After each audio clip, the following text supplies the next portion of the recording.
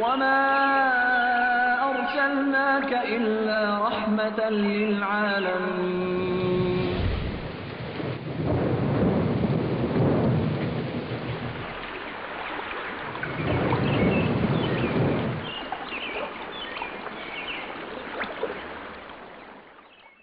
محمد الأمين نفديك بالثمين، محمد الأمين نفديك بالثمين، يا مصطفى يا مجتبى يا أزهر الجبين.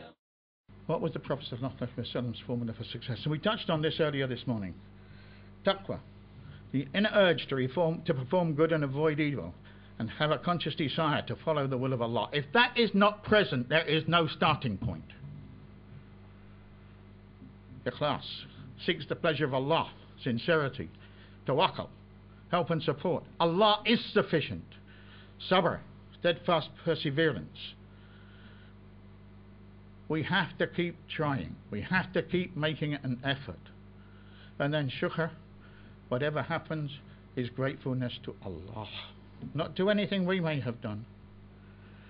Characteristics of an ideal community: Iman, belief according to Quran and Sunnah with no deviation. Ibadah nourishes Iman, outward expression of what is in the heart. Akhlaq, moral behavior. Jihad, to struggle in the way of Allah. Political unity, obey those in authority. Now, Islam on women's rights. Now, if I were to ask this out in the open, does Islam subjugate women? No one knows? Islam emancipated women. It limited the number of wives to 4, with the clear requirement that they be treated equitably. Now, if you ask a person who may have more than one wife, and the Saudi brothers may know people who have more than one wife, just what does equitably mean, they can talk to you in terms of the monetary value of a gift that you give them, and you give all of them, or maybe it's the same type of dress, different colours, maybe it's the same type of jewellery, different colours, maybe it's this, maybe it's that, whatever. Maybe you agree on the size of the house for each one, there's one room for each of the kids plus another room sort of thing, okay? Or maybe it's the same size house irrespective of the size of the family. But once you've solved all those problems, as if they're not enough, you still have the different emotional attachment to each individual that you know. You can't love every person exactly the same. You will have some sort of preferences. In Islam, a woman is either a wife, she could be a widow if the husband has died, a mother, a daughter, or a sister. 4 respected positions, and in each one of these, she is honoured, protected, and provided for. She doesn't have to spend her own money on her own upkeep or her own maintenance. There's a story of a young man who wanted to fornicate, and he came to the Prophet and he said, sallallahu alaihi wasallam, and he said about it, and the companions were aghast. Go away, don't talk like that. The Prophet sallallahu alaihi wasallam said, let him speak. He said, would you like it for your mother? Would you like it for your wife? Would you like it for your daughter? Would you like it for your sister? And the young man thought for a little while and he said no, and he went away and refrained.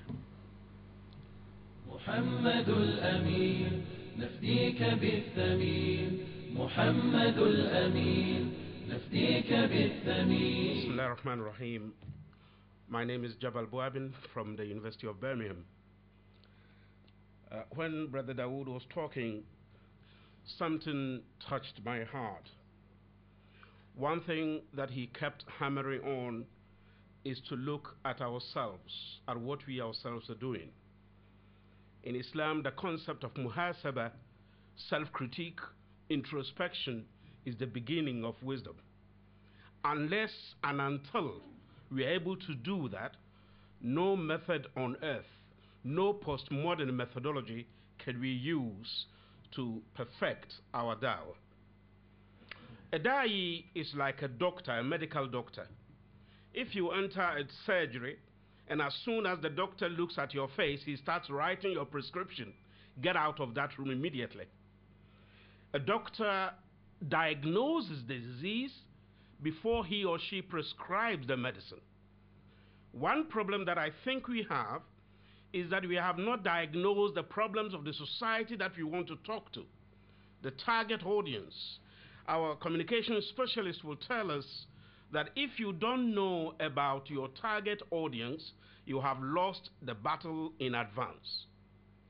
What do we know about their psychology, about their religion, about their culture, about their philosophy? What makes them tick? Unless we are able to investigate that, we won't be able to reach their hearts.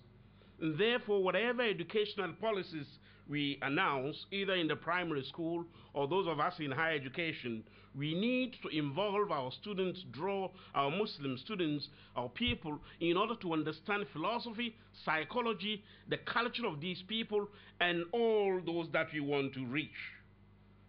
I have specific 3 suggestions. Number 1 is what I feel after this seminar today. There should be initiative to train some of the young professionals who know the society. This could be some rebutted brothers and sisters and some people born and brought up in this country. There should be a group of people being trained up, specifically giving time. This could be including doctors, engineers, teachers, all other professionals. And them people, they will be the source of the information later on. They can go anywhere, train a group of young people or whatever. And I feel it's very, very important to do that. Training a group of young professionals for the purpose of introducing Rasulullah sallallahu alaihi wasallam. Number 2 is most of the time, as like our brothers, Brother Ibrahim or Brother Dawood, they have mentioned that they've been confused for a couple of years because we ulamas or we the mazhabs are disunited. We are not united. That's a serious problem. And amongst our community, whatever mazhab I am following or we are following, what should happen? There should be a common good, common understanding. Anybody coming to me, I should say, okay, you could come to me or you can go to anybody, any Muslim. We need to have this type of approach. And unfortunately, whatever we are doing, certain centers, we are just working for certain groups. And we should not do that. What should happen for the common good? All of us, we need to be united. If the people seeing that them people are fighting, if I'm joining them, I'll be a fighter, then what's the point?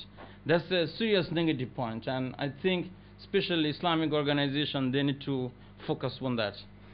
And my number 3 would be, we need to give more focus on young kids. And whatever way it is, there could be books, what the parental support, or being involved with the like state school, being the the governors, and whatever way it is, we need to have more focus on young kids, Muslims and non-Muslims.